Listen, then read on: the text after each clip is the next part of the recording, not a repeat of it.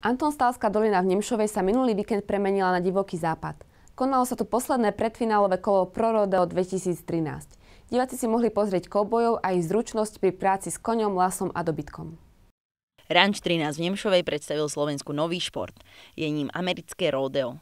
Konalo sa tu totiž posledné 10. kolo českého seriálu Pro Rodeo Tour, kde si kouboji naposledy zmerali svoje sily.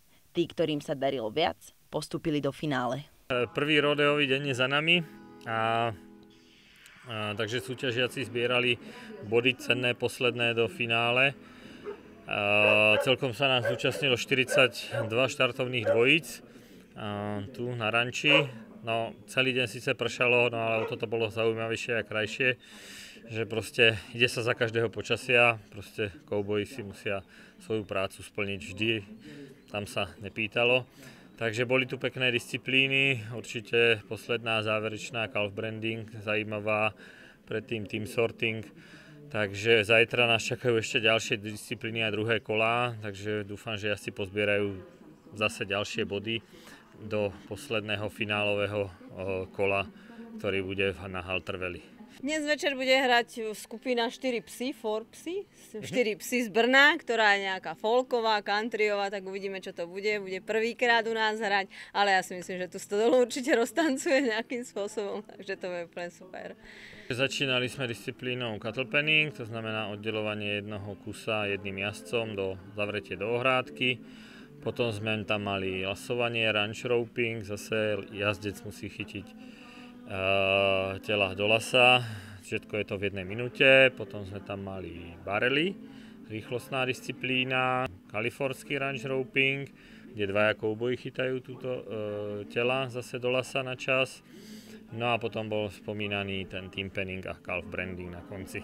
Ja som sa zúčastnil v cattle penningu, tam mám platné pokusy obidva s obidvomi koňmi, takže to je dobré, na zajtra rozohrané. V ranch ropingu tam sa mi nepodarilo zalasovať, no ale najväčšie je to, že sme postúpili do finále, pretože sa rozhodovalo medzi nami ako domáci tím a tým Ranch Vráto, kde sa išlo vlastne, jednalo sa, že kto dneska vyhrá, kto bude lepší, tak ten postupuje do finále. Rodeo je pre všetky vekové kategórie.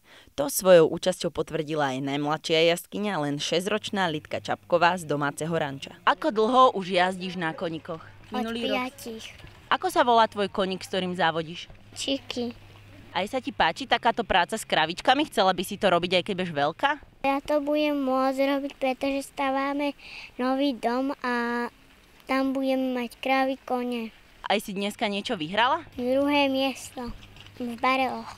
Barely sú o tom, to je rýchlostná disciplína, že to musíte čím najrýchlejšie otáčať okolo súdu, aby ste mali najlepší čas.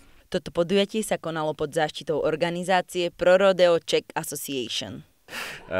Je to organizace, taková servisní organizace, která vznikla pro podporu rodeového sportu a která by měla zastřešovat veškerý rodeový sport.